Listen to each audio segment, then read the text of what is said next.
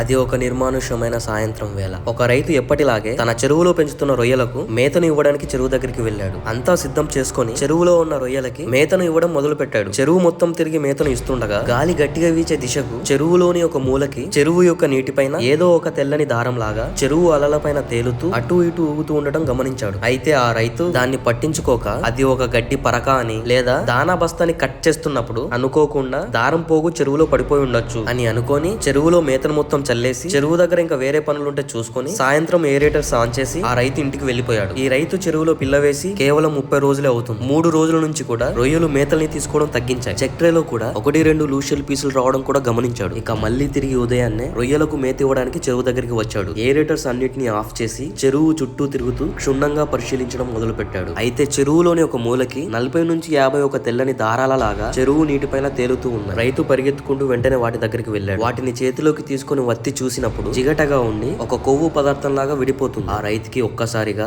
Mind block అయిపోయింది. శరీరం మొత్తం చల్లటి చెమటలు పుట్టాయి. తన కళ్ళకి చీకట్లు కమ్ముకుంటున్నాయి. అడుగు తీసి ముందుకు వేద్దాం అనుకుంటే అడుగులు తడబడుతున్నాయి. గుండె వేగంగా కొట్టుకోవడం మొదలు పెట్టింది. ఇప్పటి వరకు చెరువు మీద పెట్టిన ప్రతి పెట్టుబడి రూపాయి కూడా తను పడ్డ కష్టం అంతా కూడా వృధా అయిపోతుందనే విషయం ఒక్కసారిగా తన బ్రెయిన్ లో ఫ్లాష్ అయింది. ఇంకేముంది, సమయము ఉదయమే అయినా వడదెబ్బ తగిలినట్టు ఆ రైతు అక్కడికక్కడికే కుప్పకూలిపోయాడు. ఎంతో ఉత్సాహంగా చెరువు దగ్గరికి వచ్చిన రైతు అలా నిర్జీవంగా చెరువు దగ్గర పడిపోవడానికి కారణం ద వైట్ గట్. ఇది వైరస్ కన్నా చాలా డేంజర్. వైరస్ మన ఆక్వాకల్చర్ లో రాక్షసుడైతే వైట్ గట్ అనేది మన ఆక్వాకల్చర్ లో రావణాసురుడు. ఆ రావణాసురుడు సీతమ్మ తల్లిని ఎత్తుకెళ్తే ఈ వైట్ గట్ రావణాసురుడు మన చెరువులోని రొయ్యలను ఎత్తుకెళ్తాడు. అసలు ఈ వైట్ గట్ డిసీజ్ మన చెరువులో ఎలా వస్తుంది, మన చెరువులో రాకుండా ఉండడానికి ఎలాంటి జాగ్రత్తలు తీసుకోవాలి, ఒకవేళ వస్తే సరైన ట్రీట్మెంట్ ఇచ్చి ఎలా కంట్రోల్ చేయాలి, వైట్ గట్ వచ్చినప్పుడు రొయ్యలు ఫీడింగ్ ఎందుకు ఆపేస్తాయి, అలాగే రొయ్యలు అనేవి లూషలు ఎందుకు పడిపోతాయి, వైట్ గట్ డిసీజ్ కూడా ఆర్ఎంఎస్ రావడానికి ఒక రీజన్. ఇలా వైట్ గట్ డిసీజ్ గురించి అప్పుడే పుట్టిన పిల్లోడికి కూడా అర్థమయ్యేలా మన ఆక్వాటెక్ పేజ్ లో ఒక మంచి సిరీస్ రాబోతుంది. ఈ సిరీస్ ని నేను చేయాలంటే ఖచ్చితంగా మీ సపోర్ట్ కావాలి. ఈ సిరీస్ కావాలని ఇంట్రెస్ట్ గా ఉన్న వాళ్ళు, ఇప్పటికీ ఈ వీడియోని చివరి వరకు చూస్తున్న వాళ్ళు కామెంట్ సెక్షన్ లో మీరు ఎక్కడి నుంచి చూస్తున్నారో ఆ ప్లేస్ నేమ్ కామెంట్ చేయండి. మన వీడియోస్ ఎక్కడి వరకు రీచ్ అవుతుందో నాకు కూడా తెలుస్తుంది. అలాగే ఎప్పుడెప్పుడు అని ఎదురు చూస్తున్నా మన ఆక్వాటెక్ పేజీ 50K ఫ్యామిలీ సెలబ్రేషన్స్ కి చాలా అంటే చాలా దగ్గరలో ఉంది. మన ఆక్వాటెక్ పేజీని ఫాలో చేసి సపోర్ట్ చేయండి. ఫ్యూచర్ లో మంచి మంచి వీడియోస్ మీ ముందుకు తీసుకువస్తూ ఉంటాను. ఫాలో చేశారు కదా.